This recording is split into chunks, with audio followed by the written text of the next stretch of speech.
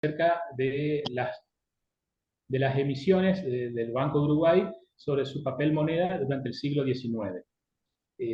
Antes de continuar y dar paso a nuestro expositor, quiero recordarles que la asistencia para la entrega del certificado anual, vamos a tener un mínimo del 60% para poder entregarles el certificado. También quiero hacer un anuncio. La sexta clase, la próxima, que será el día 27 de agosto, va a ser una clase doble. Tendremos dos expositores, de Chile y de Honduras. Ya se va a ir avisando por los diversos medios. La clase va a empezar una hora antes, porque tenemos asistentes de varios lugares del mundo, entonces queremos que sea bien práctico para todos. Antes de dar la palabra a nuestro disertante, voy a realizar la semblanza de don Javier.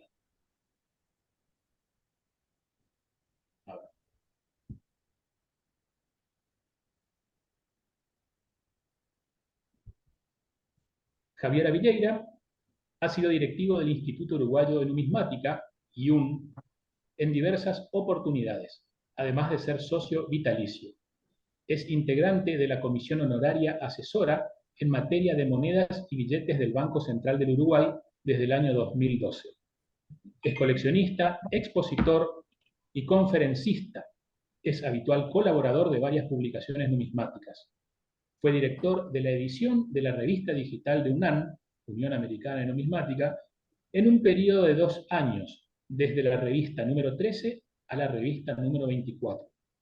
Entre otros, es autor de Vales y Cobres, Barriga, Caso Beizo, Últimas acuñaciones de monedas del siglo XIX y Acuñación de 1877, La Historia.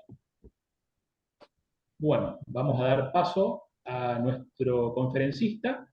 Estimado Javier, te cedemos la palabra. Bueno, muchísimas gracias, Rolando. Muchísimas gracias a todos ustedes por estar presentes ahí. Y bueno, trataremos de contar un poco la historia, aunque sea en forma superficial, de los bancos emisores privados del Uruguay del siglo XIX. Para eso tendríamos que ir un poco atrás a los antecedentes. Lo que nosotros conocemos como República Oriental del Uruguay en la actualidad, en su momento era conocida como la Banda Oriental o la Provincia Oriental. Este nombre derivaba de la provincia que estaba al oriente del río Uruguay. De ahí es donde tomamos nosotros el nombre de nuestro país ahora. En esa época, en la época de la colonia, cuando estaban los españoles habitando Montevideo, el papel moneda no se conocía. Inclusive al comienzo tampoco la moneda, era muy escasa la moneda que circulaba en nuestro territorio, había mucho trueque, mucho canje, hasta que el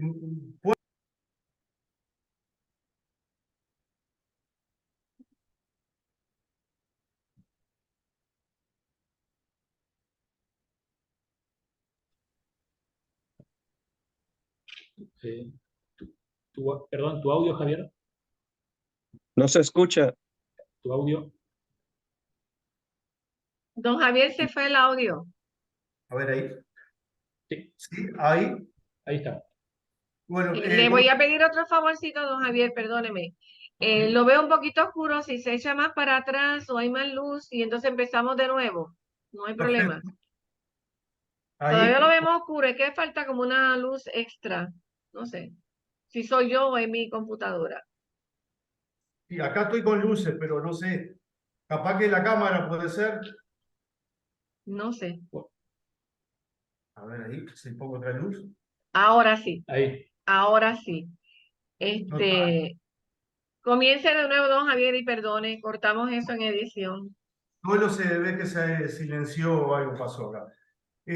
Como decía, lo que nosotros conocemos como la República Oriental del Uruguay, en la época española, cuando estábamos bajo el dominio español, el territorio era conocido como la Banda Oriental o la Provincia Oriental. En la provincia que estaba al oriente del río Uruguay, de ahí es donde tomamos el nombre. Esta provincia no solo es lo que es el Uruguay ahora, sino también abarcaba lo que es el territorio del Río Grande do Sur, que pertenece en la actualidad a Brasil. Acá no se conocía el papel moneda en la época española. Hasta el comienzo tampoco la moneda circulaba mucho, era muy escasa. Abundaba mucho el trueque, el canje.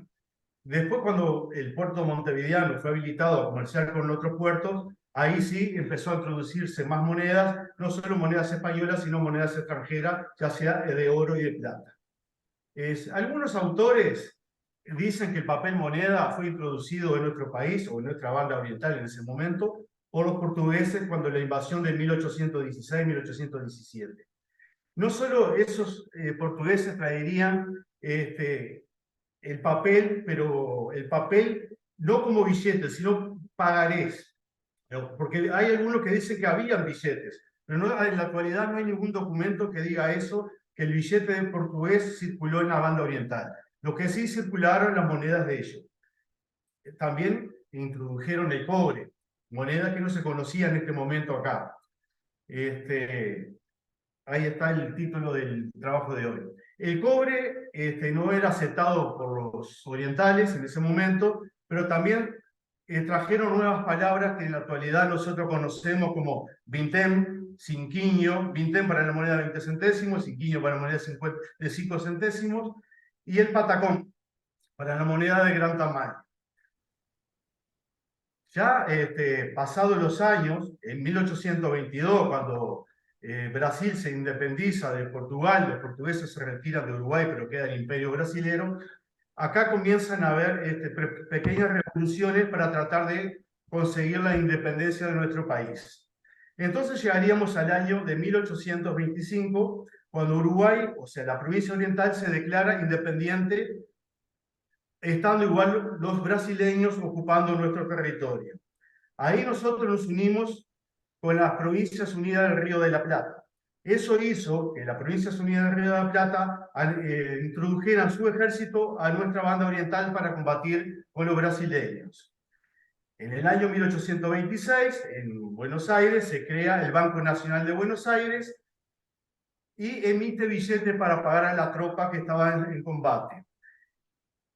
Ese Banco Nacional había absorbido el activo y el pasivo del antiguo Banco de Buenos Aires y emite billetes de baja denominación para el pago de la tropa, billetes de $1 que ahí podemos ver en la imagen, que Rolando ha subido ahora. Estos billetes tenían distintas formas. Como podemos ver, son tipo, el de arriba son todos rectangulares, pero arriba parece más cuadrado que el otro, mide unos 12 centímetros o 11 centímetros y medio por 9. El de abajo mide unos 16 por 5 por 3 centímetros.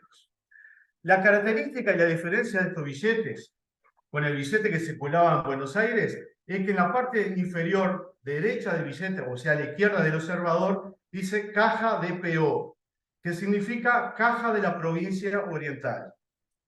Que el de Buenos Aires no dice provincia oriental.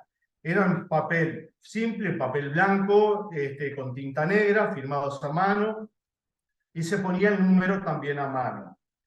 Cuando el ejército fue entrando a la banda oriental, entró primero por Paysandú, de luego en San José, y terminaría en Canelones, el lugar donde yo vivo ahora, donde estoy acá, ahí se formó el gobierno patrio. Una caja subalterna del Banco Nacional de Buenos Aires venía acompañando al ejército para pagar a las tropas.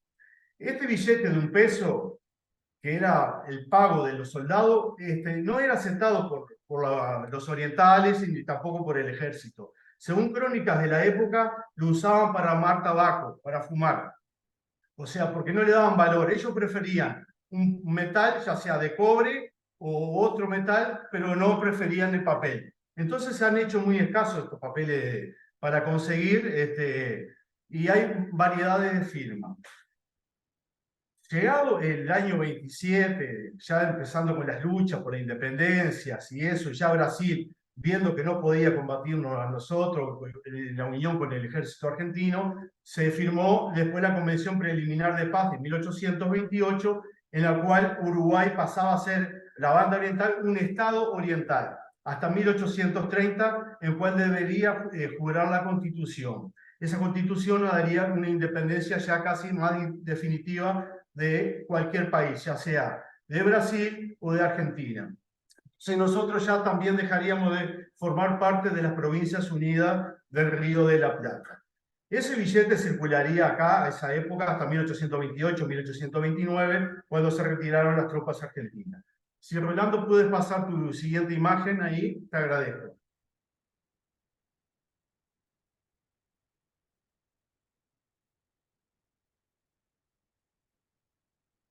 La siguiente imagen que veremos ahora, la imagen número 3.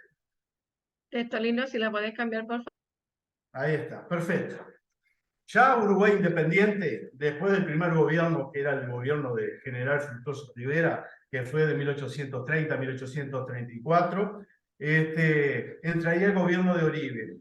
Se encontró con un país en deuda, porque Uruguay por 4 años no podía hacer nada, tenía que mantenerse como estaba, y entonces para pagar las deudas emite vales ministeriales que llevan la firma 1835, y como garantía de esos vales era la renta de la aduana. Por ejemplo, acá tenemos un caso de un vale de tesorería de 200 pesos. Este vale generaría intereses. Si nosotros miramos bien, abajo del todo, se ve muy poco, pero dice cancelado en 1852.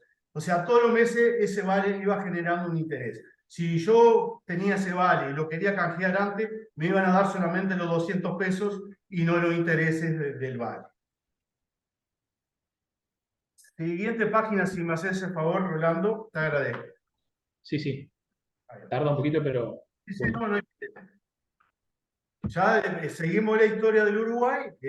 Comienza lo que acá nosotros conocemos como la Guerra Grande, que sería de 1843, 1851, en que Montevideo estuvo sitiado.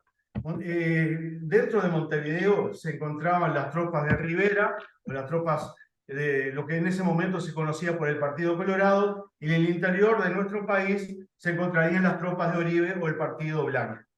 En ese momento, en Montevideo se empezaron a acuñar monedas de cobre, las primeras monedas de Uruguay, la primera en 1840, bajo ya el sitio de Montevideo, 1843, 44, a donde se conoce el famoso peso del sitio, y después serían otras acuñaciones en otros distintos lugares. Pero papel moneda no tenían y no circulaba dentro de Montevideo. Sí, dentro de la banda oriental, donde estaba el territorio que estaba ocupado por los blancos, circularían billetes, pero billetes argentinos, donde dicen: viva la Confederación Argentina, mueran los salvajes unitarios. Esos billetes tenían circulación en la campaña de la banda oriental, pero no dentro de la ciudad de Montevideo. Al igual que la moneda que acuñó Montevideo, no tendrían circulación en la banda oriental. O sea, ese no era un billete propio, ¿no? Era un billete de la provincia de Buenos Aires. Habrían de distintos valores y de distintos tamaños. En la siguiente imagen, llegamos al año 54-55, el Estado seguía en deuda porque se había terminado la Guerra Grande, y entonces para salir un poco de esas deudas se emiten unos vales de tesorería, que también acá podemos ver que hay distintos valores. Acá como ejemplo puse uno de 4 reales, uno de mayor valor, y estaban garantizados por las rentas de los corrales, mercado y el papel sellado.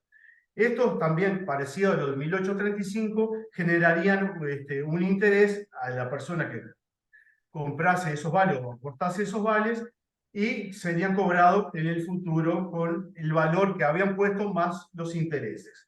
Debemos destacar que en el año 55, 56, en Montevideo y varias ciudades del interior, como en las ciudades del litoral, como Paysandú, Salto, Colonia, se formaron sociedades de cambio. Si tú me haces el favor, Rolando, en la próxima imagen. Ahí está. Perfecto, gracias.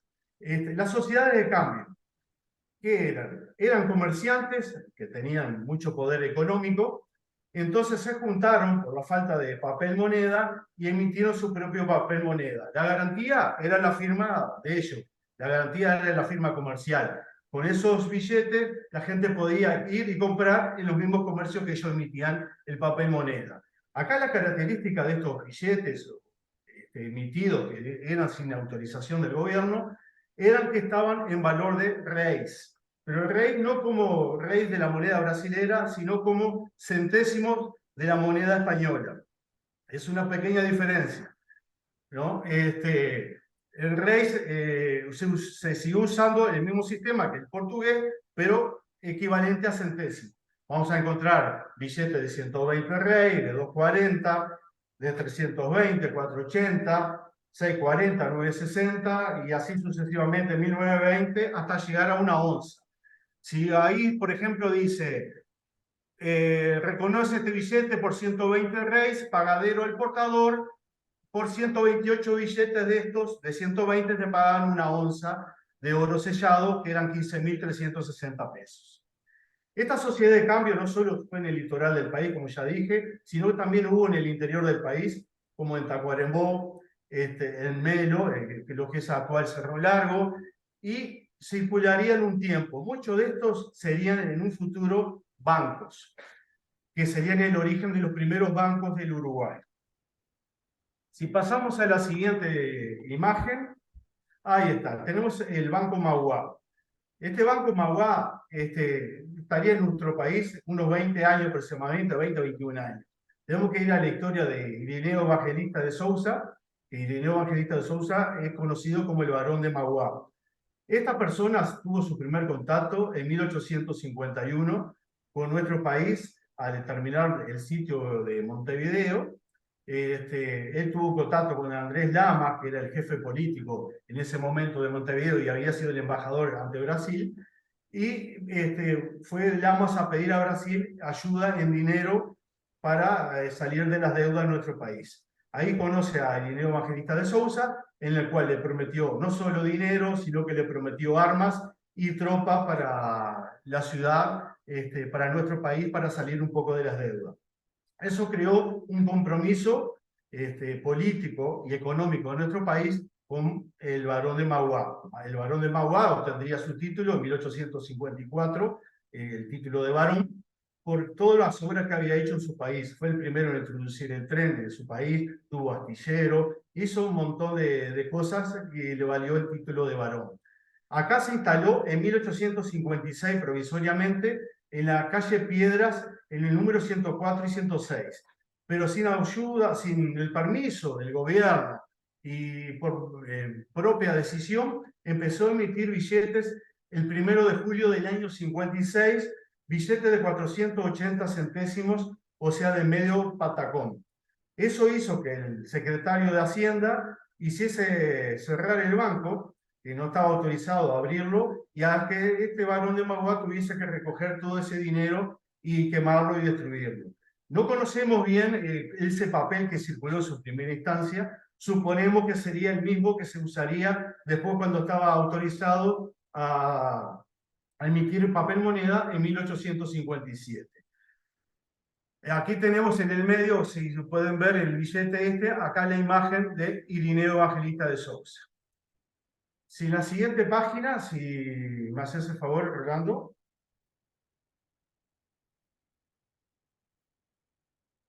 Muy bien.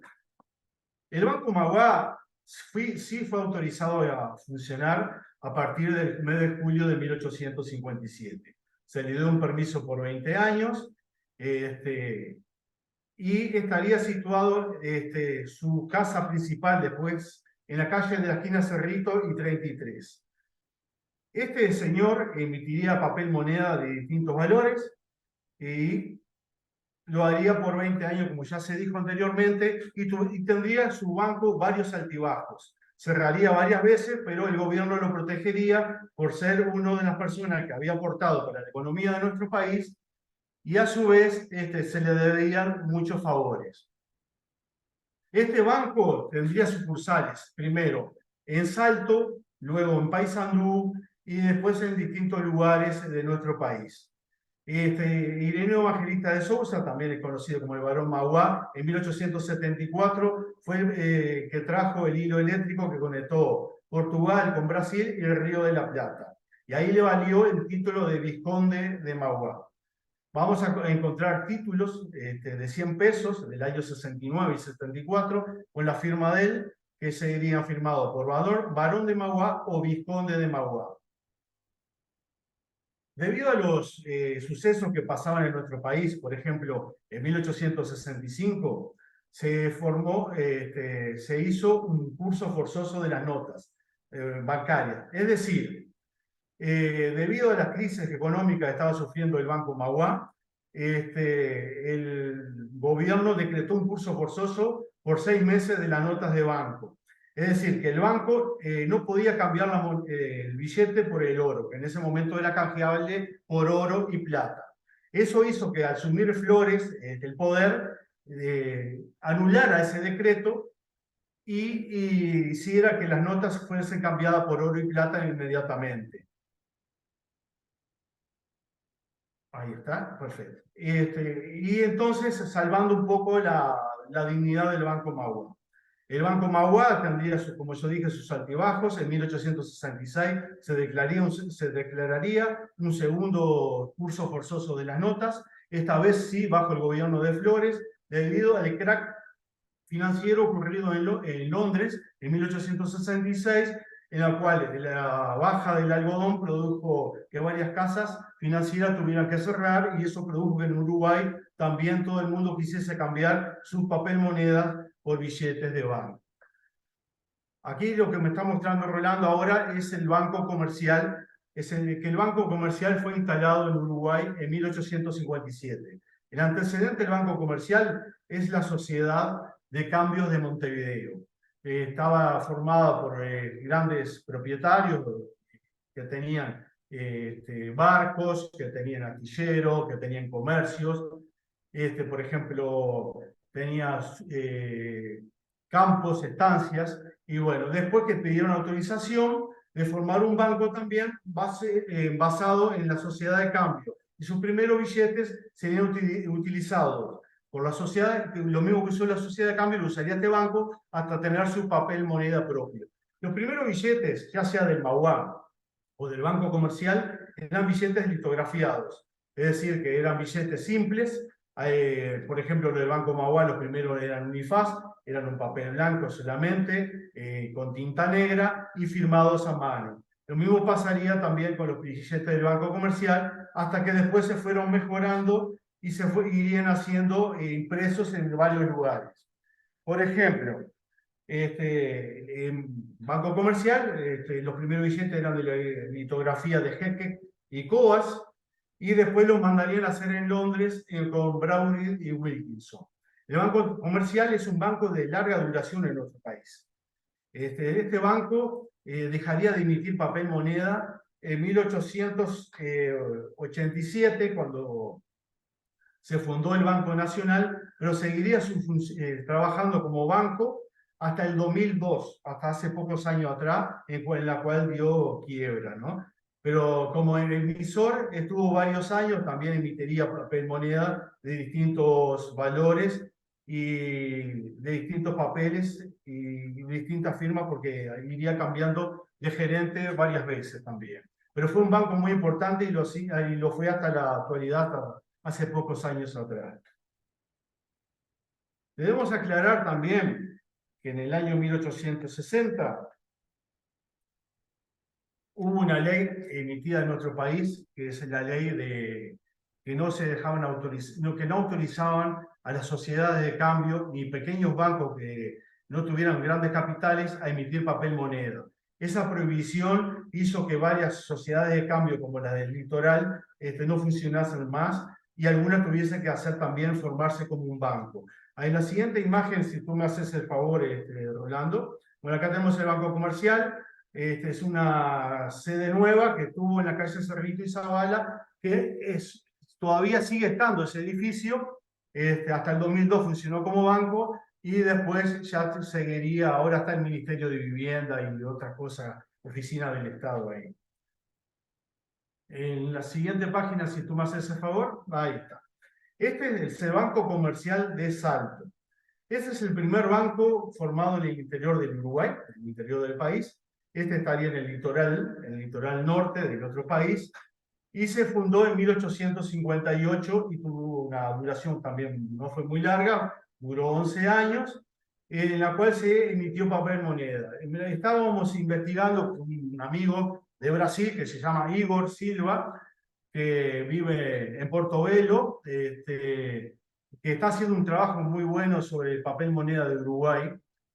Hace años que está trabajando, en la cual por medio del Facebook tuvimos contacto, y bueno, y ahora todo lo que yo pueda tener sobre bancos se lo estoy pasando, y le está haciendo un libro que va a ser libro y catálogo, que ojalá esté pronto, capaz que para Río 2025 esté pronto, y bueno, me parece que está haciendo un excelente trabajo y que merece la pena. Y estuvimos estudiando con estos bancos del interior, que son los más complicados que tenemos, por la falta de información. Algunos autores decían que el Banco Comercial de Salto y el Banco de Salto serían dos bancos, pero hasta ahora no hemos encontrado la prueba de ello. ¿Por qué pasa? En los primeros balances, ya el Banco de Salto figura como Banco Comercial de Salto. Este banco fue muy importante para esa ciudad, emitiría papel moneda, pero también debido a las crisis económicas, ya sea como el curso forzoso del 65, el 66, y habría otro curso forzoso del 67, y que duraría hasta la mitad del 68, produjo que este banco quebrara. Los dueños del banco no querían entregar la llave de este banco, pero tuvieron que hacerlo y se dio la quiebra de esos billetes, ya sea del Banco Mauá, del Banco de Salto, serían garantizados por el gobierno, en la cual el gobierno se hacía cargo de este papel moneda y le daría también, pagaría a las personas que tenían este papel. En la siguiente página, si me haces el favor, ahí está, tenemos un proyecto. Esto es una persona que hace muchos años atrás me lo consiguió, del edificio que pensaban hacer para el Banco de Salto, que debido a la quiebra del banco nunca pudieron hacerlo. Estos Banco de Salto hizo billetes litografiados, lo hizo por la litografía de Mesh, también mandó a imprimir billetes por Bradbury y Wilkinson, y la compañía americana de billetes de Banco de Nueva York. El gerente de acá sería Williams, Chirif como contador y Jovet como el secretario gerente de ese banco.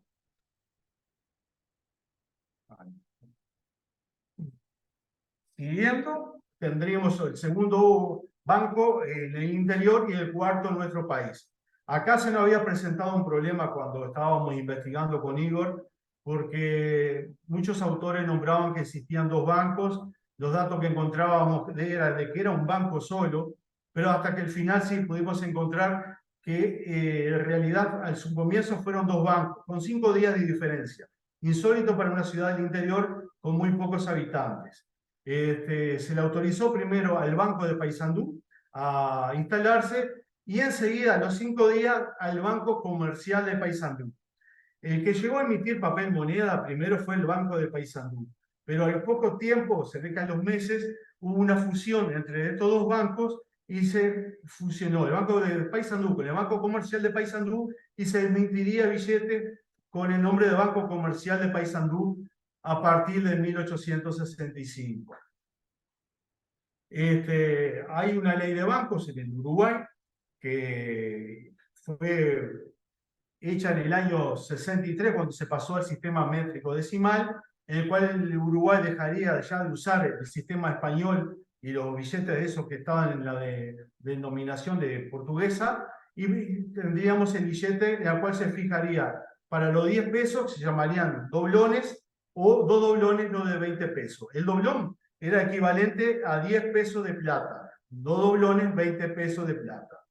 Entonces, a partir del año 63, en nuestro país, a mitad de año, ya los billetes tendrían que estar cambiados por ese sistema métrico decimal y también cambiado la denominación de los papeles moneda, ¿no? Ahí tendríamos un billete, estos son un espécimen del Banco Comercial de Paysandú de 10 pesos o un doblón de oro sellado y de 20 pesos. Ahí la onza de oro valdría en ese momento 15 pesos con 36. Este banco se instaló en 1862 y en 1865 el activo y el pasivo del mismo banco sería comprado por el futuro Banco Italiano del Uruguay. El que era gerente en su momento del Banco Mauá, Irineo Evangelista de Sousa, compraría el activo y pasivo de este banco y en 1867 pasaría a llamarse Banco Italiano. Si me haces el favor, ahí, Rolando, ahí está. Aquí podemos ver una antigua imagen del año 65 que dice Banco de Paysandú. Es la única imagen que conocemos de esa institución, porque debemos aclarar para el que no conoce la historia de Paysandú, ese año Paysandú estuvo bombardeada, fue tomada por los brasileños, apoyando a Flores, que era colorado, y en ese lugar se encontraba Leandro Gómez, que era blanco. Hubo una batalla muy cruel, en la cual se destruyó toda la ciudad casi completamente, muchos muertos, y se perdió toda la información, por eso no conocemos mucha información de estos bancos. Entre el año 63 y 65 no hay casi nada y nada, inclusive también por ser una ciudad del litoral y estar al lado del río Uruguay, muchos diarios de la época se perdieron por las inundaciones. Yo estuve llamando hace tiempo atrás a bibliotecas y cosas de esa de Paysandú, y lo mismo pasaba con Salto, que muchos diarios por la humedad y eso se perdieron, y entonces se perdió mucha información. Inclusive fuimos a buscar información a Buenos Aires, en la cual no encontramos mucho. Capaz que en alguna ciudad del litoral se puede encontrar algo más que nos aclare más sobre estos bancos y sobre sus billetes y sus firmantes. Porque las primeras emisiones algo conocemos, pero cuando eran sociedades de cambio no se conoce casi nada. Muy bien. Este Banco de Paysandú también emitiría billetes primero litografiados por Jeques y Coas, y también por la Compañía Americana de Billetes de Nueva York. Tendría sucursales en el país también en Mercedes. Ahora la imagen que puso Rolando es del Banco de Londres, Río de la Plata. El Banco de Londres tenía su primer nombre, se llamaba Banco de Londres, Buenos Aires y Río de la Plata. Al extender su zona comercial y querer instalar en Montevideo una agencia en el año 1862, y que no lo hizo, lo haría recién en 1863, se llamaría Banco de Londres y Río de la Plata, eliminando el de Buenos Aires, y en vez de agencia en Montevideo pondría una sucursal, que era de mayor categoría que una agencia. Este banco pidió en su comienzo autorización para emitir papel moneda, la cual no fue autorizado a hacerlo. Recién lo haría en 1865. En 1865 se hace una ley de bancos, en la cual se permite a la fundación de bancos de emisión y descuentos. Entre ellos se instalaría el Banco Montevideano, que después veremos, el Banco de Navia y el Banco de Londres Río de la Plata. Este banco, de suma importancia, no solo para acá en Uruguay, sino en Argentina, estaba siguiendo los pasos de lo que era el Banco Mauá. El Banco Mauá, que era tan importante que tuvo, como habíamos dicho, agencias en el interior del país, pero también tendría agencias en Rosario, en Buenos Aires, siguiendo en ese momento lo que era el caudillo Urquiza, que era, supuestamente era muy rico económicamente, entonces trataban de seguir traer la fortuna de Urquiza. Y el Banco de Londres Río de la Plata hizo lo mismo que Mauá, siguiendo a Mauá, tratando de atraer la fortuna de Urquiza para que depositasen en su banco. En 1865 empezaría a emitir este banco de papel moneda, y lo dejaría de hacer en 1905, cuando se le venció el permiso de emisión. Igual después siguió funcionando en nuestro país hasta casi en la actualidad, porque después fue cambiando de nombre, pero sí fue un banco muy importante para esta zona del Río de la Plata. También estos billetes eran impresos por Brown y Wilkinson de Londres, y tenemos el primer gerente de este banco sería Tomás Innes Jones. Este personaje, o esta persona, el gerente, fue famoso en su época porque en 1872 fue la primera persona en Uruguay que se casó por el registro civil. Entonces los diarios de la época destacaban eso, como en inglés se había sido el primero en casarse en Uruguay por el registro civil. Lo seguiría Francisco Weldon y Robert Turbo. Muchos de estos personajes o de estas personas habían sido gerentes en Argentina, ya sea en Rosario o en Buenos Aires. Si pasa a la siguiente imagen, Rolando, ahí tendríamos una imagen del Banco de Londres, que primero se había iniciado en la calle Cerrito 187 bis, y en 1869, que es la imagen de este local, estaba ubicado en la calle Cerrito número 203. Después vamos a ver un mapita que dice casero ahí, donde estaban ubicados todos estos bancos, porque van a ver, después se van a ver la cercanía que tenían unos con otros. Aquí ya en 1865, debido a la ley de bancos que autorizó la instalación de bancos, tendríamos el Banco de Navia. El Banco de Navia se instalaría en la calle Cerrito 114, que es donde estuvo instalado primeramente el Banco Comercial. Carlos Navia era una persona importante que había sido también socio del Banco Comercial, instalaría su propio banco. Emitiría su papel moneda, acá vemos monedas de bajo valor de 20 centésimos, 50 centésimos y una especie de 50 pesos.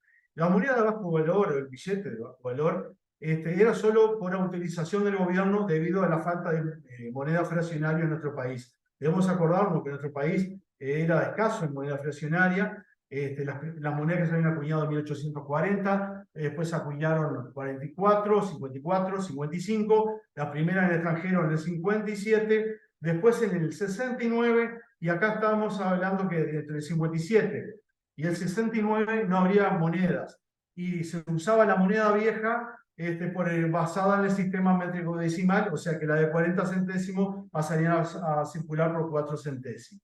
El Banco Navia también tendría sus altibajos, cerraría varias veces, igual que lo haría el Banco Mauá, pero el gobierno se ve que tenía algo especial con estos bancos, ya sea Mauá y Navia, que lo protegió y lo dejaron abrir varias veces, porque la ley de banco decía que si un banco no podía cambiar el papel moneda, este banco tenía que dar quiebra y cerrar definitivamente. Y sin embargo a estos dos bancos se le perdonó, como quien dice, la vida, y lo dejaron abrir, y bueno, duraría hasta 1878, cuando se daría la quiebra final de este banco. Pero Navia no se quedó sin trabajo, sino que se acomodaría con el gobierno y estaría como jefe de abastos en esa época. Si seguimos ahora la siguiente imagen, bueno, acá tendríamos el Banco Montevideano, que duraría también poco tiempo, 1865-69, y estaba ubicado en la calle Misiones, esquina Cerrito. Este banco tiene la particularidad que está hecha, formado por Francisco Hawkworth, que era extranjero, que lo podemos saber en la parte inferior acá, del billete de 100 pesos. Este banco emitiría primero billetes por Winterland, que era una litografía de Montevideo, y después mandaría a hacer los billetes en la compañía de bancos de Nueva York.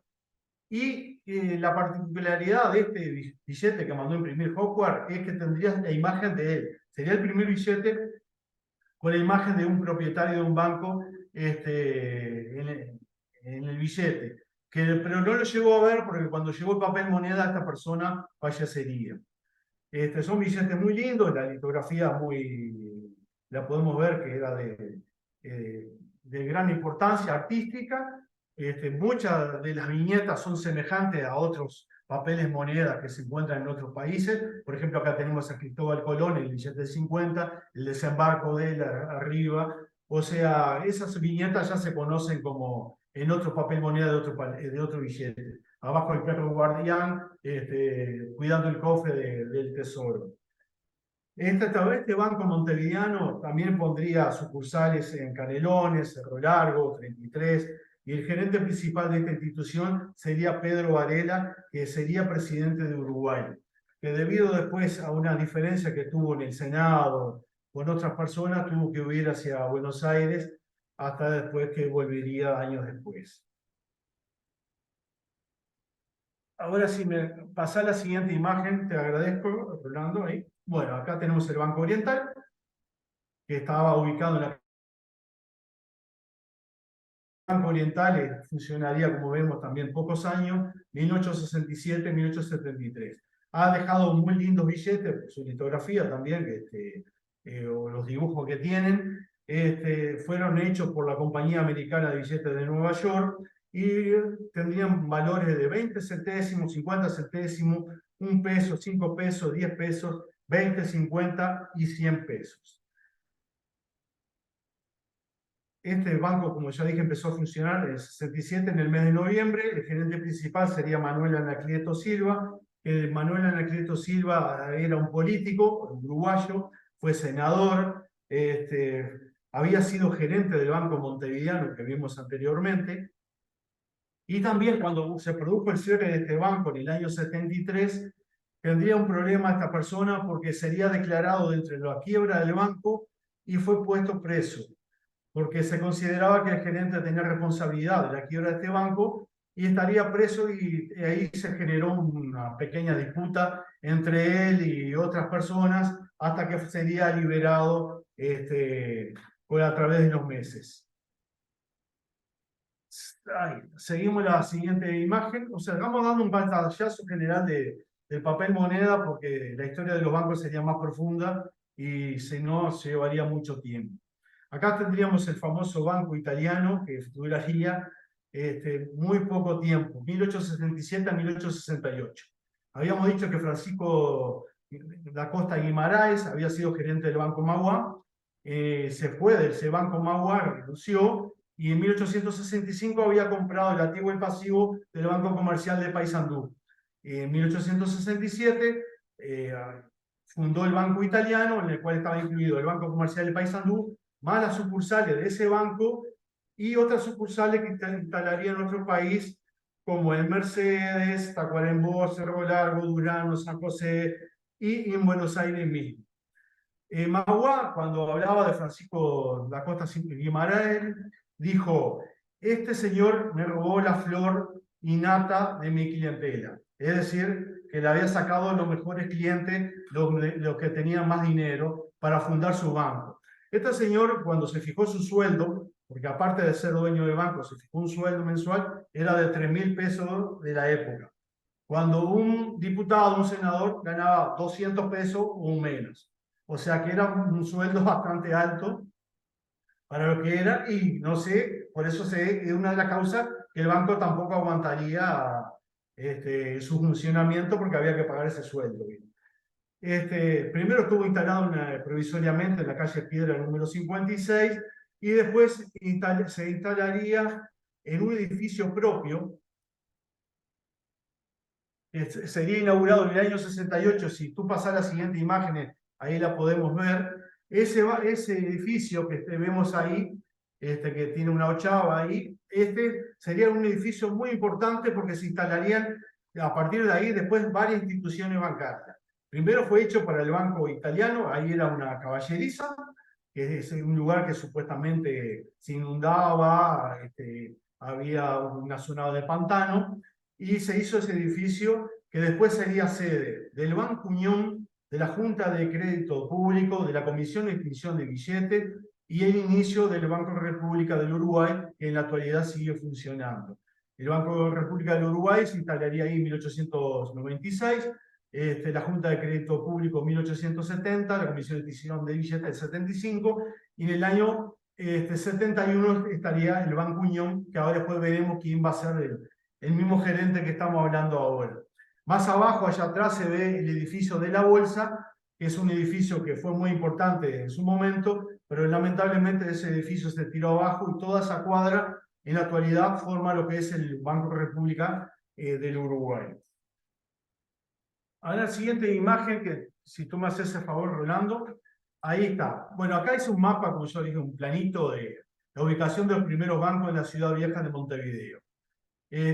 Con el número 1 tendríamos el Banco Magua, con el número 2 el Banco Comercial, no sé si ustedes lo están viendo ahí, si lo pueden apreciar, el número 3 el Banco Italiano, el 4 el Banco de Londres, el Río de la Plata, el 5 el Banco Navia, el 6 Banco Oriental y el 7 el Banco Montevideano. Como vemos, en 2 cuadras estaban todos esos bancos juntos. Entonces, ¿qué pasaba ahí? Cuando se producía el curso forzoso del papel moneda, la gente que iba a golpear las puertas de los bancos, esas calles se llenaban de personas, todos queriendo cambiar los billetes por moneda, ¿no? Por ejemplo, el tercer curso forzoso, que duraría hasta mitad del año 68, cuando se abrieron las puertas para hacer el canje, dice que esas calles eran un mundo de gente, en la cual tuvieron que poner no solo guardia policial, sino militar, y gente de marineros que estaba cerca del puerto, que si podemos apreciar más abajo, a 2 o 3 cuadras estaba el puerto de Montevideo, marinos, ya sean franceses, italianos, o de los barcos que se encontraron ahí, para poner un poco de orden, para que no se amontonaran y no pasaran grandes desmanes. Ahí decía la prensa que todos estaban deseando escuchar el dulce tintinear del metálico, porque estaban ya cansados del papel moneda, que no podían canjearlo por oro o por plata. O sea, vemos que la ciudad vieja, eso que se le llama la ciudad vieja en Montevideo, estarían instalados esos bancos. A partir de ahí se instalarían otros bancos que estarían próximos o un poco más alejados, pero no tan cercanos como estos. Ahora, si tú pasas a la siguiente imagen, bueno, tenemos el Banco Franco-Platense. El Banco Franco-Platense duraría también un poco tiempo, que de 1871 a 1872, pero en su comienzo se llamaba, en el año 70, Banco Stam o Stum. Este banco sería cambiado de nombre por Banco Franco-Platense cuando los descendientes o personas francesas que vivían en otro país fundaron este banco. Está ubicado en la calle Rincón, número 45, y Jorge Stum instaló ese banco y también pondría una sucursal en Buenos Aires. Este señor después también sería famoso en Buenos Aires porque al cerrar su banco acá, en Buenos Aires cometería una estafa que se fue muy nombrada en los diarios, estuvo preso bastante tiempo, y bueno, y sus primeros billetes acá en Montevideo fueron hechos por la litografía de Heckert y Coas, y después mandaron a ser impresos en el exterior, como muchos de otros bancos, por la Compañía Americana de Billetes de Nueva York.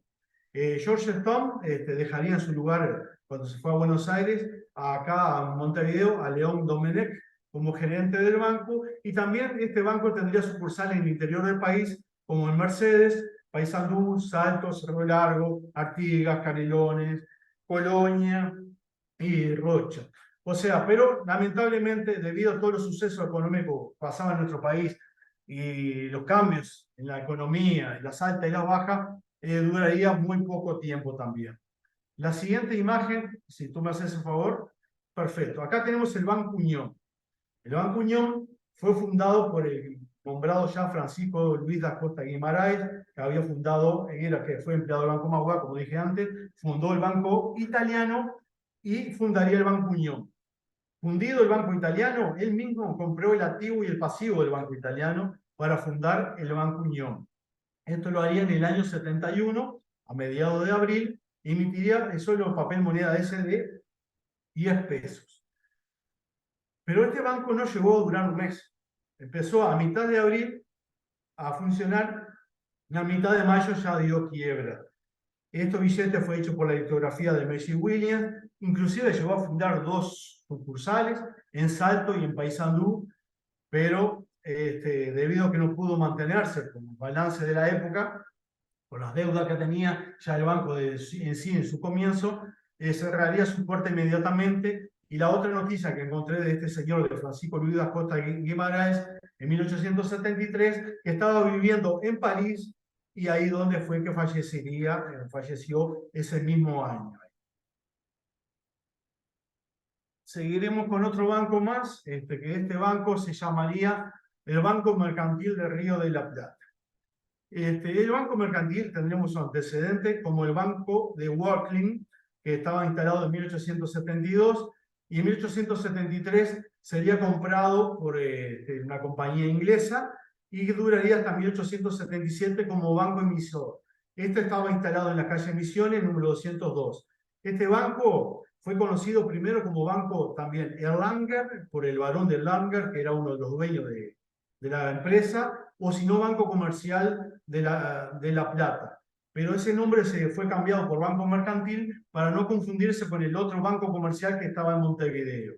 Este banco emitiría papel de 10 pesos, 20 pesos, 50 pesos y 100 pesos, y hechos en Bradbury Wilkinson primero, o sea, de Londres, ¿no? Y como dijimos, en el año 77, debido a los sucesos económicos del país, al cierre del Banco Magua y todo, dejaría por cuenta propia de emitir papel moneda y seguiría con otras funciones de bancos de las normales, comunes de siempre. Pasaremos a otra imagen más ahora, que sería del Banco Rivera Hitman. Bueno, acá tenemos otro banco misterioso de Uruguay. Le digo misterioso porque sabemos que se instaló en 1872. Ahí podemos ver abajo en la viñeta, en la parte más grande, el edificio de la Bolsa, que hoy lo veíamos del otro lado. Más atrás, en la punta de la parte de ahí, de abajo, estaría el Banco Italiano o el Banco Unión, y en el medio estaría instalado este banco.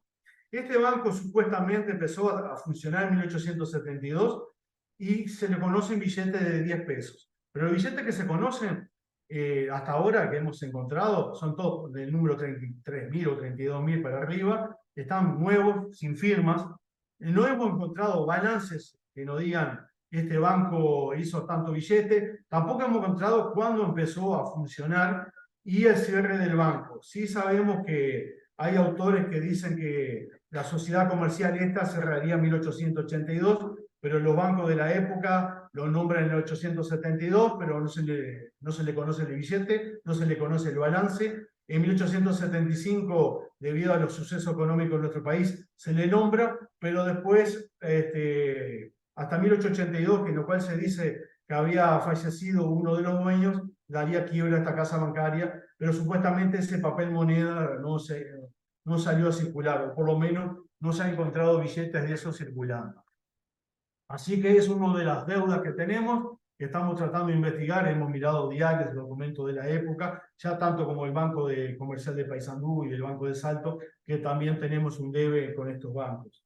Y bueno, acá lo que nos queda son esos billetes. Bueno, esta casa bancaria también con el tiempo se cambiaría de lugar, cruzaría para el lado del frente, pero no sabemos más nada qué fue lo que pasó y lo que se hizo.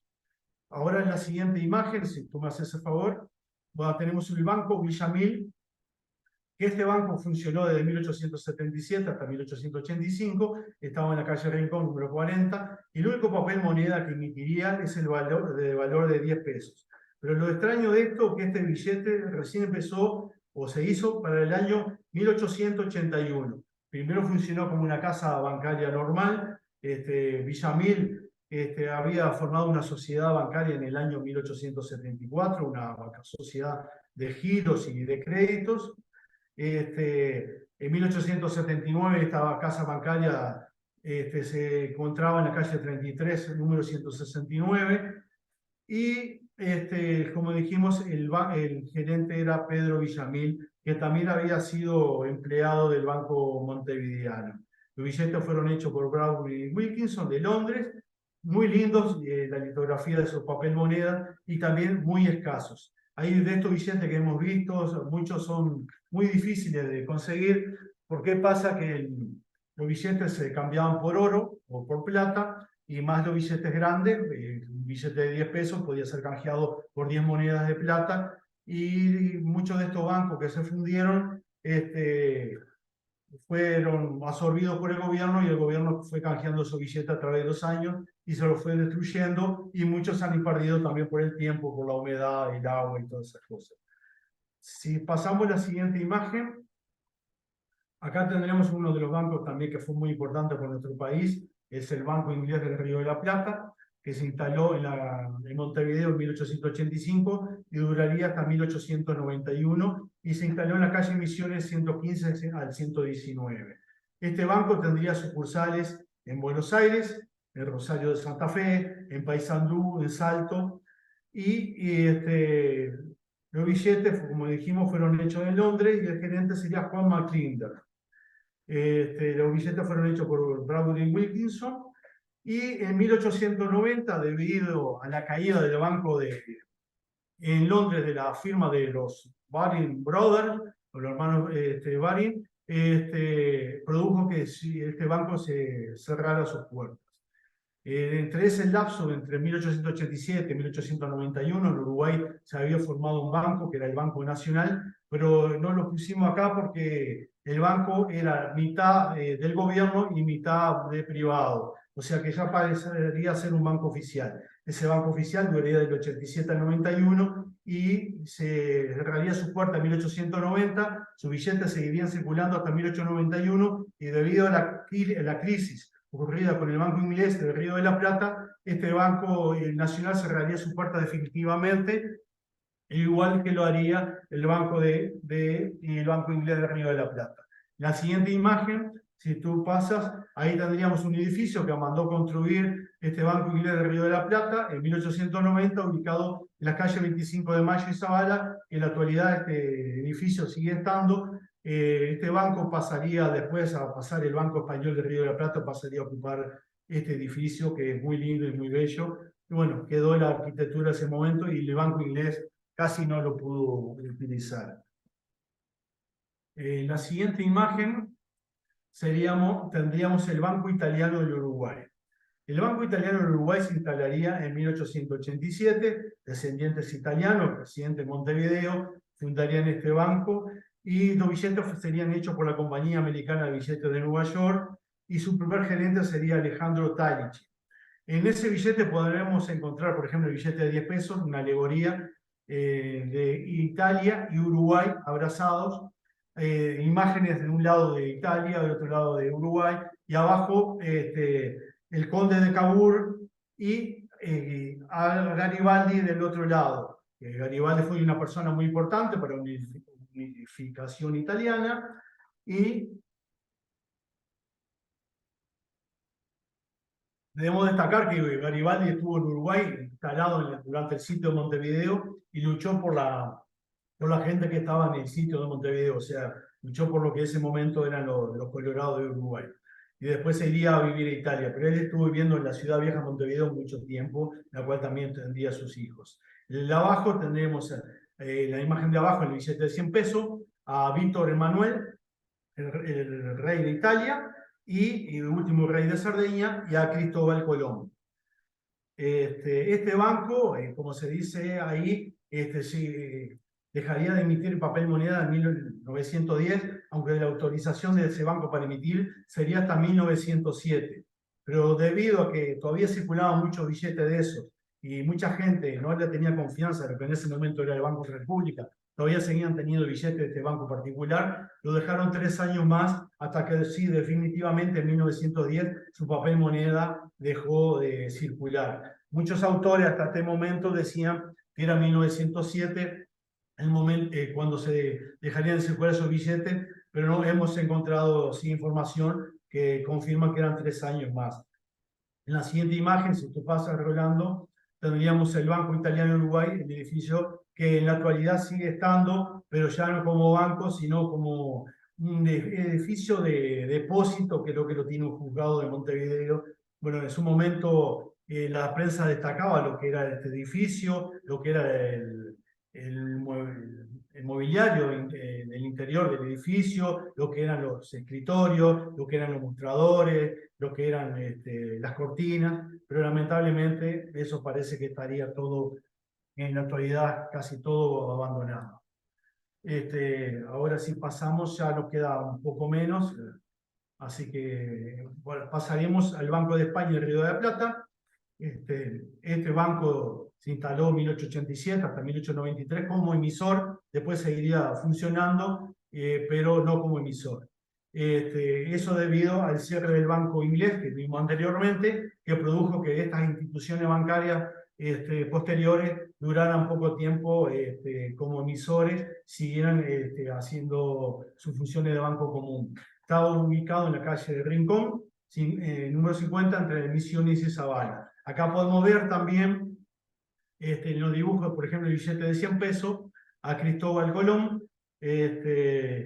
y fueron hechos por la compañía americana de billetes de banco. En el billete de 10 pesos se ve una imagen de la carabela de Juan Díaz de Solís cuando hacen el descubrimiento de lo que es ahora Montevideo, que ahí supuestamente el guía o la persona que estaba en el vigía en el barco dijo Montevideo, o sea que había visto un monte, y entonces esa es la palabra supuestamente de Montevideo en la actualidad.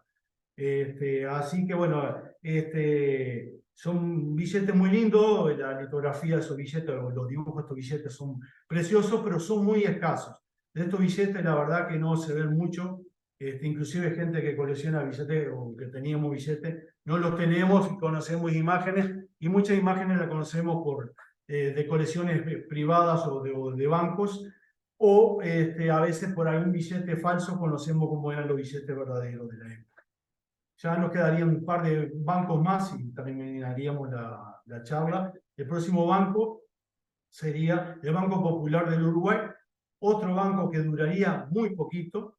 Este banco se instalaría en 1888 en la calle 25 de mayo, número 377, y los primeros antecedentes que tenemos de este banco es el principio del año 88, en el mes de marzo, cuando Juan María Roy presentaría los estatutos de este banco y sería recién autorizado a instalarse en el mes de octubre del año 88. Este banco estaba autorizado a emitir billetes de 10 pesos, 50 pesos y 100 pesos. Solamente se conoce circulando el billete de 10 pesos. Yo tengo una muestra de un billete de 50, pero que no llegó a hacerse. Y este banco, como dijimos, duraría poco porque en octubre se instaló y en noviembre cerraría su puerta porque desapareció el gerente. Quedaría, o sea, el gerente dueño, que era la persona a cargo y no sabía qué había pasado, y había desaparecido el dinero de la caja. Entonces la policía en ese momento se le mandó a dar captura, se le mandó a dar captura al barco que salían para Brasil, inclusive para barcos que salían para Argentina, para ver si se conseguía capturar al dueño del banco. La prensa, yo la continué y se pierde en el tiempo porque no dicen nada. ¿Qué pasó con el gerente? Si llegaron a capturarlo o no. Lo que sí encontré al año siguiente, un fallecimiento de un Juan Roy, que calculo que podría ser este gerente que haya fallecido, pero no dice, no aclara nada si era esta persona o no. Fue un misterio de la época, que como pasa en la actualidad, a veces te dan la noticia en la prensa y después no se continúa y no sabemos el final de la misma. Y terminaríamos aquí con el Banco Ítalo Oriental, que estaría instalado en 1889 y 1892 en la calle Misiones, esquina Rincón. Este banco duraría muy poquito, como podemos ver también, y debido a la crisis económica que ocurrió con el Banco Nacional, el Banco Inglés y los demás bancos que hemos visto, dejaría de emitir papel moneda. Estos billetes serían impresos por Waterloo en Londres, emitiría billetes de 10 pesos y 100 pesos. Debo decir que estos billetes sí son muy escasos, se conocen muy pocos, muchos lo conocemos también por los espécimen que se encuentran ahí, que han aparecido actualmente, pero hubo un momento que no se conocía nada de estos papel moneda. Y así, más o menos, es la historia general de los bancos del Uruguay, que duraría del siglo XIX, ya en el siglo XX, o sea, 1896 en adelante, se instalaría el Banco República, que sería el único banco emisor de papel moneda, que lo daría hasta 1967, cuando se instalaría el Banco Central de Uruguay, que es el que en la actualidad emite papel moneda y las monedas nuestras. Y bueno, esto sería un poco la historia de los bancos privados del Uruguay en forma así superficial y general, en el cual habría más detalles, pero eso ya sería para un escrito o algo más. Así que bueno, agradezco y dudas, lo que sea, en lo que pueda ayudarlo, y muchas gracias por la presencia de todos ustedes, y bueno, gracias por la oportunidad también. Muchísimas gracias, don Javier. Excelente y un buen recorrido y aprendizaje sobre los billetes de Uruguay, de los distintos bancos, muchísimos bancos del siglo XIX. Y queremos ahora escuchar a todas las personas que quieran hacer preguntas o algún comentario a don Javier. Sí, maestra, si me permite. Claro que sí, Juan. Sí, solo que quería comentarle a Javier que a mí siempre me gusta escuchar estas charlas porque uno encuentra las similitudes en la historia de todos los países, ¿verdad? Y una de las cosas que más me sorprendió es esos dos bancos que se forman con 5 días de diferencia y se hacen un solo banco. En Honduras pasó y yo creo que fue más extremo. Salieron dos bancos el mismo día y un año después se fusionan. Entonces, eso me quedó resonando si era alguna estrategia o alguna fórmula de los banqueros de la época hacer este tipo de jugadas, diría yo, ¿verdad? Pues curiosamente se terminan fusionando. Entonces, vean cómo las historias se parecen, ¿verdad? En el caso de Honduras fue Banco Nacional Hondureño y Banco Centroamericano. Tuvieron esa fusión un año después de haberse fundado, en una misma fecha, un año antes, ¿verdad? Don Javier. Excelente, Javier. Felicitaciones. Gracias. Y calculamos lo mismo que tú decís, que haya sido algo estratégico, porque más era el Banco del Interior, todavía eso, que sería el cuarto banco y el segundo del interior, que pasara con 5 días de diferencia. Inclusive después los dueños vamos a ver que son los mismos, o sea que debe haber habido una estrategia ahí en ese lugar también. Sí. Me alegro que haya sido varios países pase lo mismo. El caso de Iscoa es que como hizo tanta investigación para su libro de los firmantes, ¿verdad, Iscoa? Pues pudiste descubrir esos detalles estratégicos. Ahí tenemos a Igor que está presente, que Sí. eso es la persona que yo invité, que la que estamos, él está haciendo su trabajo, la que está yo aportándole la información, que está haciendo un excelente trabajo y por eso todos los datos que yo tenía a mi alcance se los estoy tratando de pasar para que él pueda realizar ese trabajo que para mí es magnífico lo que está haciendo. Porque más es una persona de Brasil, hijo de uruguayo y está haciendo un excelente trabajo sobre Uruguay. Don Igor, tiene la palabra.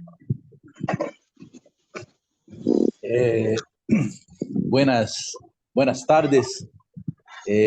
Pido interferencia en el sonido, pero pido primero perdón por no hablar el español de una forma que pueda decir sin acento, ¿no?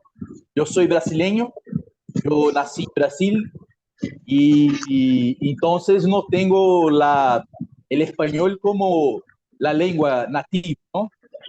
Pero no sé si están escuchando.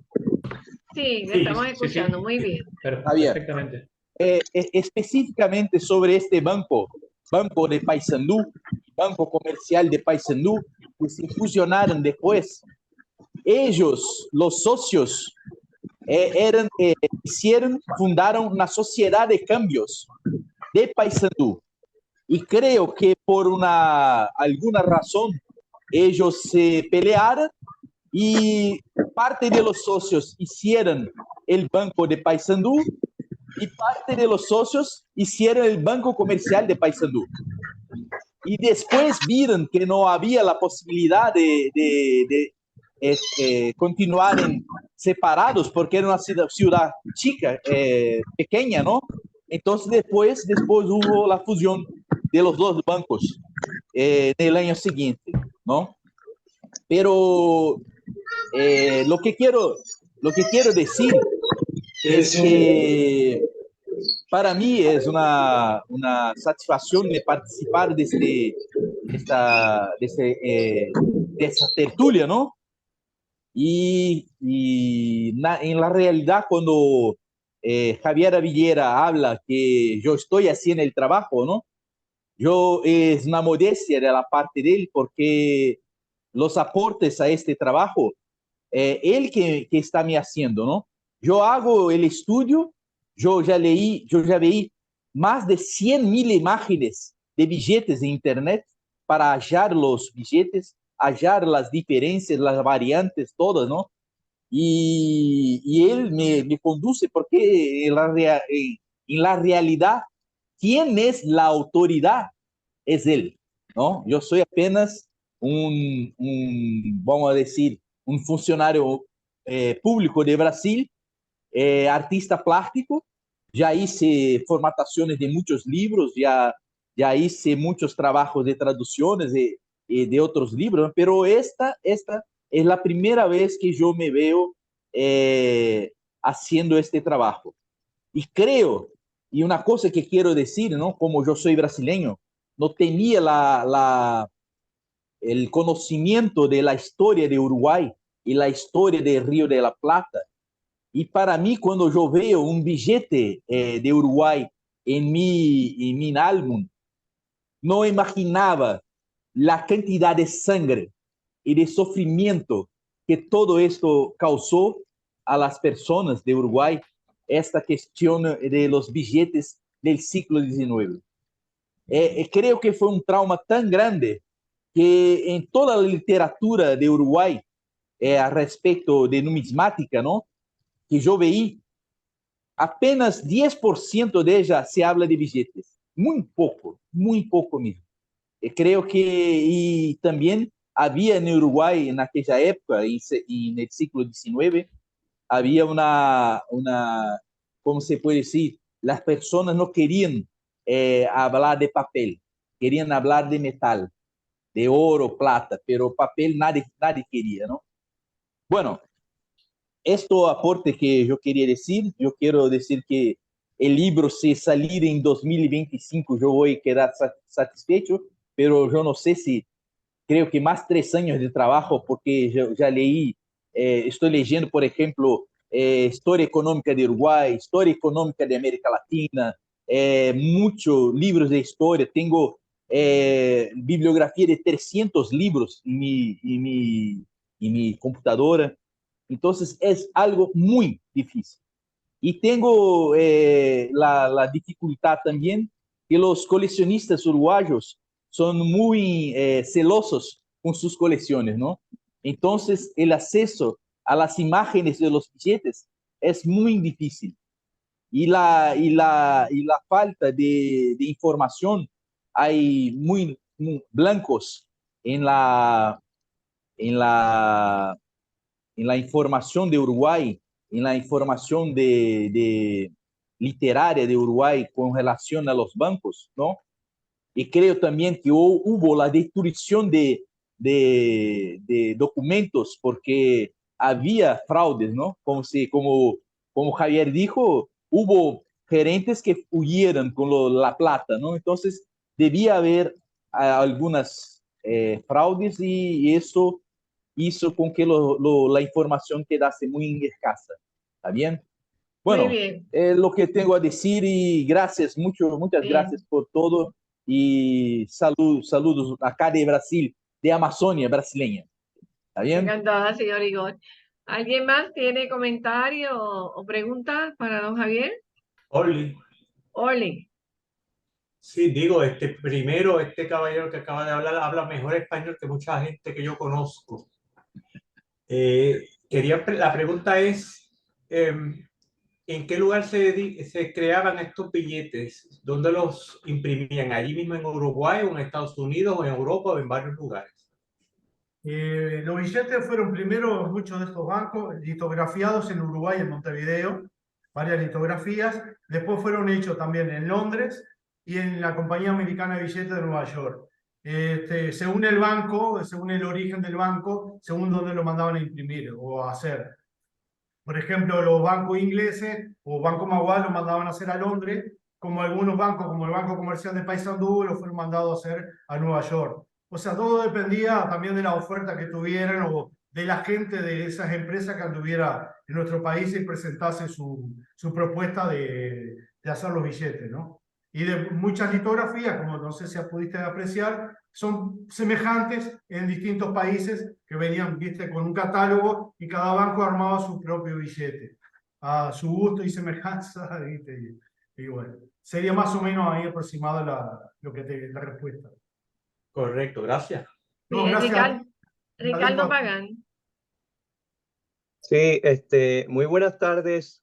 Es un honor, me quito el sombrero, un placer y espero que esta conferencia, todos estos estudios, pues lógico, quiero ver ese libro salir, quiero ver esa publicación que pueda expandirse. Y desde Puerto Rico, pues en este sentido, yo estoy en Texas, estamos a sus más sinceras órdenes. Entiendo que la historia de Uruguay fue una historia un poco difícil en el sentido de que nosotros los puertorriqueños, usualmente cuando alguien depende de otras dos personas que se están peleando todo el tiempo, nosotros decimos que ese señor o esa señora está como el jamón del sándwich. Y yo sé que siempre hubieron, en los inicios de la historia de Uruguay, hubieron un sinnúmero de maniobras políticas entre Argentina y el Brasil. Y entonces, pues, los uruguayos, pues, a veces sufrían las consecuencias, pero en otras veces sacaban provecho, aliándose o con una parte o con la otra. Como por ejemplo, yo soy hermano menor y yo tengo dos hermanas mayores. Y yo pues usualmente a veces me ponía en contra de una y a favor de la otra, dependiendo de cómo era la conveniencia. Ahora, tengo una pregunta para usted. ¿Por qué todos estos bancos inicialmente se asentaron en el área de Cerritos? ¿Era un área propicia o es simplemente coincidencia? ¿O por qué todos esos bancos asentaron sus oficinas centrales en un área tan compacta, tan cercanos uno de otros? Yo pienso que era una forma también de atraer el público, como ahora, viste, en una galería se juntan todos coleccionistas de moneda, en otra coleccionistas de filatelia, y esto pasaba algo semejante. Todos querían estar cerca uno del otro para también atraer al público. Si vos ponías una institución bancaria más lejos, ya se entraba a complicar de la persona de ir a otro lugar. Ahí tenías todo. Pienso que sea algo estratégico también, ¿no? Después con el tiempo ya se fueron extendiendo, ¿viste? Primero fue en la Ciudad Vieja, después fueron en los alrededores de la Ciudad Vieja y después se extenderían en la ciudad. Pero yo pienso que fue algo estratégico y también, de, como decías tú, de quitar la clientela uno a otro. En ese momento, por ejemplo, los billetes de banco, había bancos que acaparaban billetes de otros bancos para tratar de hacerlos fundir también. ¿Qué pasaba? Oh, Yo juntaba el banco, yo soy Banco Montevideano, juntaba, por ejemplo, el billete del Banco Navia. Lo iba juntando, después me aparecía el banco tuyo a cambiarlo por oro. Pero si tú no tenías el oro suficiente para pagarme, eso producía la quiebra del banco, por ley. Entonces, eso era una estrategia. Eso después se dejó de hacer porque hubo una reglamentación que cada banco que tuviera billete de otro banco, una vez al mes se tendrían que ir y cambiarse mutuamente los billetes para, o darle la plata, pero ya con menos cantidad de billetes. O sea, ya eso al principio fue lo hacían como mala idea de tratar de fundir al otro banco, ¿no? sí, era una competencia impune. Exactamente. Y cada cual banco quería tener los mejores clientes o sea, hubieron bancos que eran muy derechos, como el Banco Comercial o el Banco de Londres, que solamente tuvieron que amparar a los cursos forzosos una vez sola, porque a contra de su voluntad, y después nunca más acataron la orden del gobierno y siempre siguieron cambiando sus billetes por oro o por plata, que eso le dio un prestigio a esos dos bancos, al Banco de Londres y el Banco Comercial. Los demás bancos que emitieron más de lo que tenían o mentían en sus balances, se la vieron en dificultades y tuvieron que cerrar sus puertas o, como en el último caso, dar quiebra también. Muchas gracias. No, a las órdenes y muchas gracias a todos y también todos los saludos que Bien, no sé si- a don Carlos Torres Gandolfi.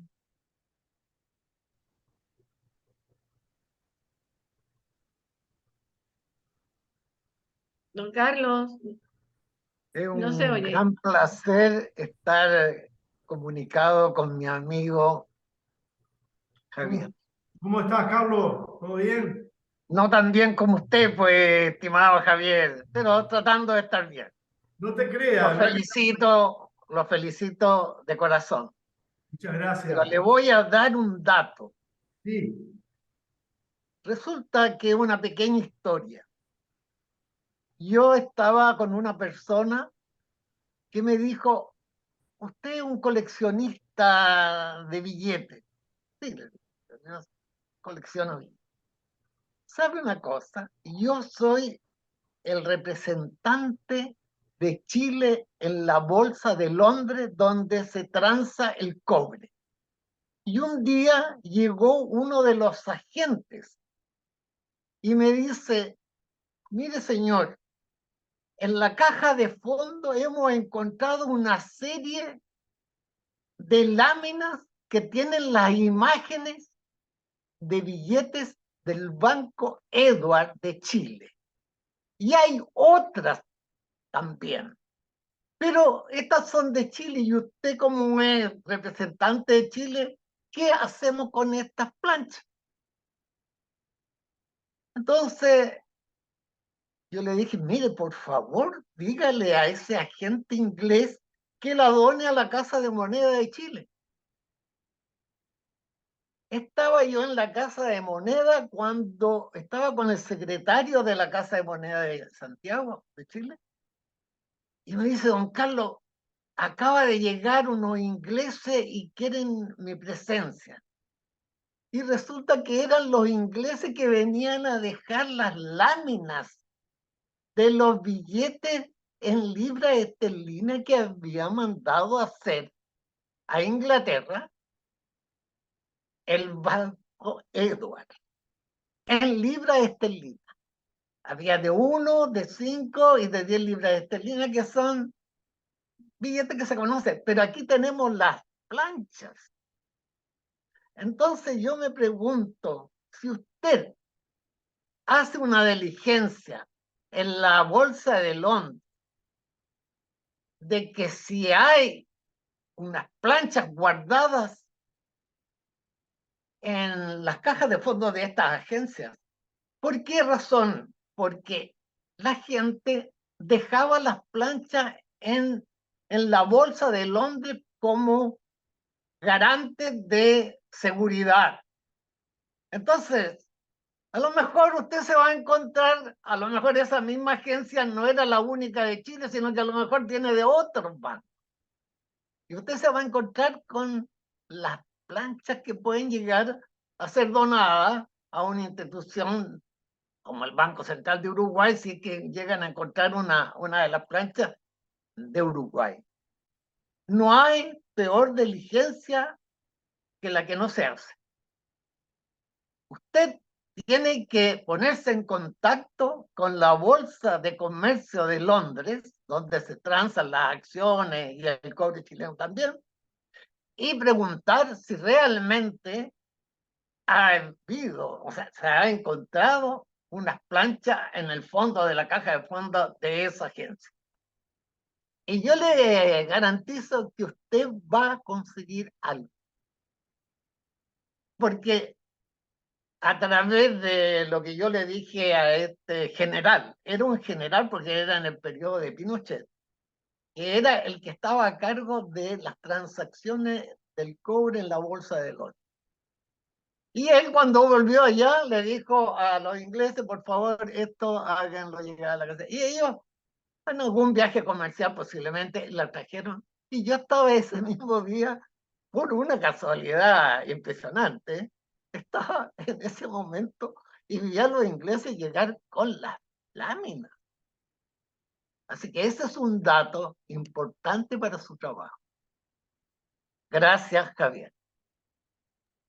Muchísimas gracias, don Carlos, por la información, por los datos. Vamos a intentar a ver qué se puede hacer. Hace años atrás aparecieron varias planchas, acá te hablo más de 25 años, del Banco Comercial de Montevideo. Billetes en planchas, o sea, que no estaban sin circular, sin cortar, pero lo tenía un comerciante. Ese comerciante se lo había dado a un americano para vender acá. ¿Y qué hacía este señor? El billete que vos querías te lo cortaba de la plancha. O sea, y te lo vendía. O sea, ¿de dónde la consiguió ese señor? No sabemos. O sea, el de acá sabemos que se lo dio el americano, pero el americano no sabemos qué pasó con esos billetes porque vendió muy poco, porque pedía mucho en ese momento por cada billete de eso. Son billetes extraños, pero raros, pero pedían mucho más de lo que podría cada uno comprarlo. Y después supuestamente los devolvió, pero nunca más supimos la historia de ellos. Si lo sigue teniendo los descendientes, porque esa persona falleció o no. Pero esa era, sí, pero esa eran planchas de Estados Unidos. Sí, sí, sí. Yo creo que en la de Londres tiene que estar guardada en un lugar súper seguro, como era la bolsa de los agentes, porque los agentes comerciales de un país siempre, cada país tenía un agente comercial. Entonces, los bancos con certeza usaban ese mismo agente que era del gobierno. Entonces, es lógico que habría que empezar por ahí. Ver cuál era la gente que usaba el gobierno uruguayo en la Bolsa de Londres. Y con certeza, ese mismo agente era el depositario de bienes que aseguraran que no se repitiera, como en este caso, que se estaban haciendo los billetes así con una plancha que estaba en una persona particular, y no en un seguro que fuera del gobierno, digamos. Y nosotros intentamos hace años atrás, pero un billete alemán, para saber la historia, mandamos carta inclusive a Europa por ese billete, pero lamentablemente con la guerra y con todo lo que pasó en Europa, no quedaba nada, no quedaba un vestigio de eso, y muchas cosas se perdieron por eso también. Yo estaba haciendo una investigación de una moneda peruana, que en Perú no sabían el origen. Este otro dato. Entonces recurrí yo a la casa de moneda, Royal Mint, de la Casa de Moneda de Londres. El director me dice a mí, esta información está, nosotros no la tenemos, pero la tienen en el Smithsonian en Estados Unidos. Yo llamé al doctor, no me acuerdo el nombre, y él me dio toda la información de esa moneda, porque los peruanos no sabían el origen de esa moneda. Me lo pasó ese dato Wadi Saba Sumar, que era el conservador de la Sociedad Numismática del Perú.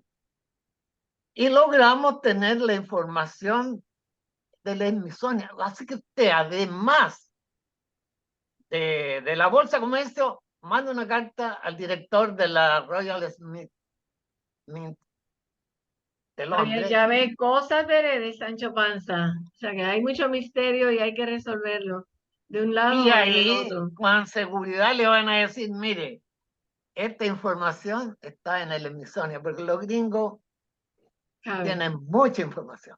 ¿Sabe? Esa información, entre paréntesis, era una moneda hecha en Bélgica. Pero cuando la Segunda Guerra Mundial bombardearon, se perdió toda la información, pero los ingleses tenían esa información y se la transmitieron y se la mandaron a los norteamericanos. Y ellos son muy ordenados y inmediatamente. En Londres parece que el director dijo, bueno, había que buscar, pero mejor en el Smithsonian, ahí está clarito. Así que haga ese esfuerzo, Javier. Perfecto. Que Don no va a Javier, ser una contestación y rapidito seguimos con Cedrián, ¿ok? Ya, ok. Quería aclarar. Gracias, Javier. No de nada, gracias a ti, Carlos, por las palabras y por la orientación. Quería aclararte que en el Smithsonian ya hace años atrás, Marco Silvera estuvo allá y encontró una variante de moneda uruguaya que no conocíamos acá. Y se encuentra una sola moneda ahí en el Smithsonian. Pero de papel moneda no sabemos nada todavía si hay algo. O sea, ya alguien había hecho ese trámite, ¿no? Interesante. Cedrián, la pregunta que usted tiene para don Javier. Hola, ¿qué tal? Buenas tardes, ¿me escuchan? Sí. Oigan, Javier, un gusto escucharte siempre. Cada vez que escucho una plática tuya, me da mucho gusto y aprendí muchísimo el día de hoy. Te preguntaba yo ahí en el chat si había, de casualidad, en en la regulación de los bancos, algunos criterios mínimos que uniformaran la emisión de los billetes, es decir, que pidieran que todos los firmaran las mismas personas o que tuvieran algunos requisitos o que hubiera como algunas características que hicieran que la emisión de los bancos privados fuera una emisión uniforme. No había ninguna reglamentación en eso. Había reglamentación, sí, de los valores que podían emitir en su momento, que eran de 10 pesos hacia arriba, y solamente la emisión menor con autorización del gobierno por falta de moneda fraccionaria. Pero no había nada que reglamentase quién firmaba los billetes, eso lo decidía cada banco, que nombraba a su gerente. Algunos bancos lo firmaban dos gerentes, un gerente, un tesorero, o un gerente, un tesorero y un secretario, pero eso iba, o inclusive los cajeros. Eso era según el valor del billete también. El banco decía, tal billete de tal valor, valores altos los gerentes, los billetes de menor valor, los cajeros, pero no había reglamentación ninguna en eso. Solamente eso pasaría cuando sí fueron los bancos ya, el banco de Estado, banco de gobierno, que ahí sí ellos se fijarían quién firmaba los billetes, pero por ejemplo el Banco Nacional o el Banco de la República Oriental del Uruguay. Pero en esa época no había nada. No sé si eso contestaría tu pregunta, Adrián. Y bueno, y muchas gracias y ha sido un placer hablar contigo. Gracias a ambos. Muchas gracias. Ricardo, brevemente, porque estás tomando un segundo turno. Sí, muchas gracias. Simplemente un consejo. Aquí a veces nosotros hacemos estudios sobre antiguas fincas, haciendas cafetaleras y de azúcar. Entonces, le aconsejo que busquen en los registros de la propiedad adscritos a la Secretaría de Hacienda, porque a veces se conocen todas las datas sobre las sucursales, los distintos bancos, a veces aparecen fotos, a veces aparecen hasta planos de los edificios, los nombres de los firmantes y un sinnúmero de información sobre las instituciones per se, no de los billetes, pero... Sí, sí. Perfecto, muchas gracias por el dato y por la información. Si nosotros hemos estado buscando en diarios de la época, que es lo que hacemos, y en algún documento que se encuentra ya sea en la Biblioteca Nacional o en los registros de gobierno, ¿viste? Pero a veces lamentablemente no hay mucha cosa. Y bueno, estamos, como yo decíamos con Igor, armando un puzzle. Y de a poquito estamos tratando de que ese puzzle, de formarlo todo. Capaz que nos va a faltar algunos detalles, pero bueno, estamos tratando de a poco de buscar información, no solo dentro del país, sino fuera del país, ¿viste? Como en Argentina, que en el litoral hay mucho contacto con el litoral nuestro, que puedan haber diarios de época que nos puedan dar una pista que no se encuentra en Uruguay. Yo inclusive hace años fui a Buenos Aires, en Buenos Aires no conseguí nada, en la biblioteca de Buenos Aires ni en la biblioteca del Congreso, pero me faltaría el litoral argentino, ver qué hay en alguna biblioteca privada o algo, si se puede encontrar algo. No es fácil, pero bueno, veremos qué puede hacer. Muchas gracias por el dato también. Que lo logre. Quiero tomar un escrito de Julio Tejada, porque lo quiero saludar también. Dice que está muy agradecido con UNAM y con Javier por esta interesante charla sobre estos hermosos billetes de bancos en Misiones Uruguay. Así un fuerte abrazo para todos. Así que, Julio, para nosotros es un placer que esté con nosotros y es una persona que yo abona mucho a la unidad y a unos conocimientos y a unos trabajos especializados que nosotros agradecemos mucho. Si tiene algo que decir, Julio, no sé si está por ahí. Don Javier, te iba a decir algo. Que agradezco mucho a Julio las palabras de él y tuve el gusto de conocerlo allá personalmente en República Dominicana. Ya nos habíamos contactado antes por el Facebook, por internet, que me ayudó para inscribirme para República Dominicana. Una excelente persona y que me allanó bastante el camino, como a todo lo demás, allá, que nos dio una gran mano. Y bueno, resultó que, aparte de eso, un excelente trabajador, una excelente persona. Muchas gracias. Y gracias a todos los que están presentes y los que Y han... gracias a usted. Gracias a usted. Bien, Testorino, ahora es el momento de entregarle... Sí, leo antes un Sí. mensaje, Giancarlo Casanello. Saludos desde Montevideo, gran charla, como de costumbre. Mandame un gran abrazo al contador Moreno de mi parte. Bueno, muchas gracias, Giancarlo, una persona acá de Uruguay. Ahora estamos a 45 kilómetros uno del otro. No, que lo conozco desde que era chico, como quien dice, bueno, hizo sus primeras armas de investigador en el Instituto Uruguayo de Numismática, que iba con su padre.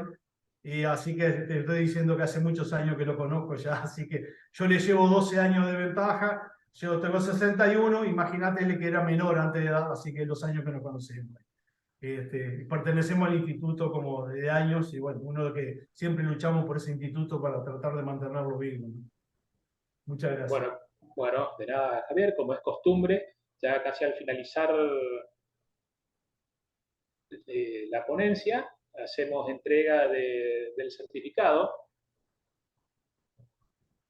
Unión Americana de Numismática, UNAM, la Escuela Virtual de Numismática de UNAM, se complace en certificar que don Javier Avilleira dictó la clase Bancos Privados del Uruguay, siglo XIX y su papel moneda, en el curso virtual de numismática de la Escuela Virtual Numismática de UNAM, con una duración de 2 horas el día 30 de julio de 2023, fechado Puerto Rico, 30 de julio de 2023.